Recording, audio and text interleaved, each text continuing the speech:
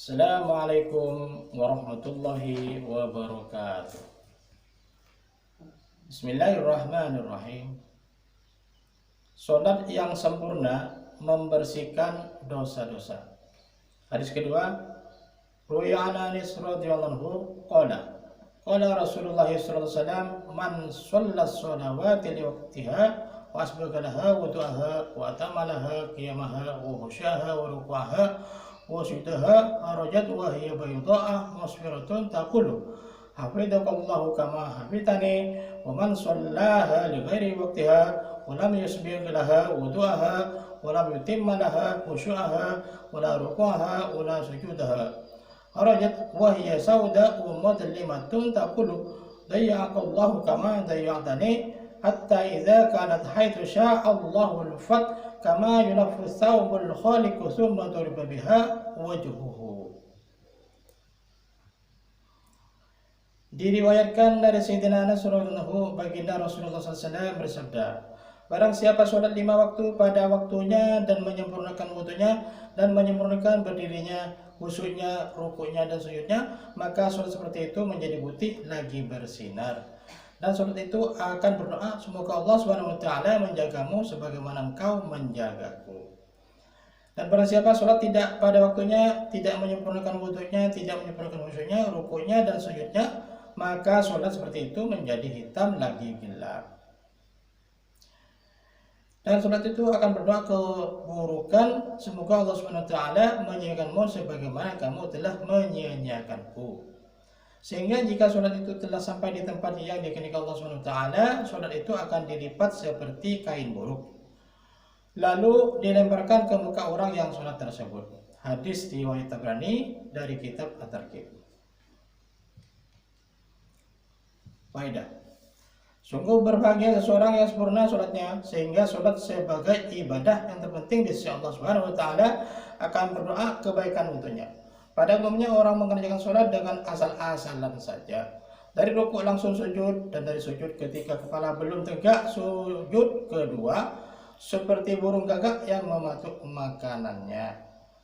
Sholat seperti ini akan merugikan dirinya sebagaimana tersebut dalam hadis di atas. Jika ia merusak sholatnya, maka sholat itu akan mendoakan keburukan baginya. Itulah yang menyebabkan kaum muslimin pada umumnya tertindas dan selalu ditimpa keburukan demi keburukan. Dari kitab At-Targhib. Diceritakan dalam sebuah hadis yang semana dengan hadis di atas, dengan tambahan bahwa barang siapa sholat dan khusyuk dan wudhu, maka pintu-pintu langit akan terbuka lebar baginya. Sholat itu akan bersinar terang dan akan membela orang yang mengerjakan sholat seperti itu di hadapan Allah SWT.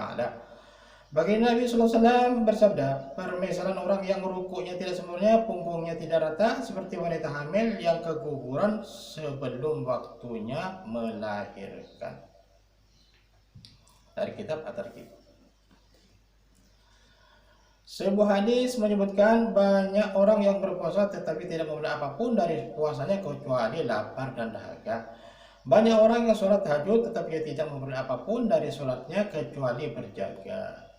Sayyidatina Aisyah rahmatullahi alaiha berkata, aku mendengar baginda Rasulullah SAW bersabda, pada hari kiamat kelak akan hadir di hadapan Allah SWT orang yang mengerjakan sholat 5 waktu pada waktunya, wudhunya sempurna serta khusyuk dan wudhu dalam sholatnya. Allah SWT berjanji akan menyelamatkan mereka dari azabnya.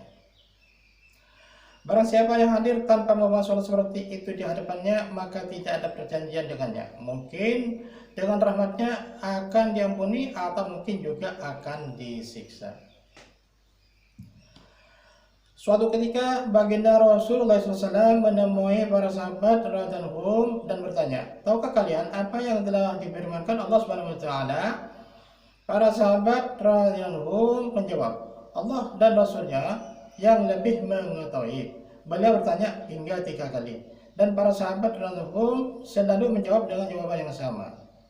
Beliau bersabda, Allah Subhanahu wa taala bersumpah dengan kebesaran dan kemuliaannya. Allah Subhanahu wa taala berfirman, akan aku masukkan orang-orang yang mengerjakan sholatnya 5 waktu pada waktunya ke dalam surga. Sedangkan orang-orang yang menyanyiakannya itu terserah kepadaku. Aku akan mengampuni dengan rahmatku atau aku akan mengazabnya.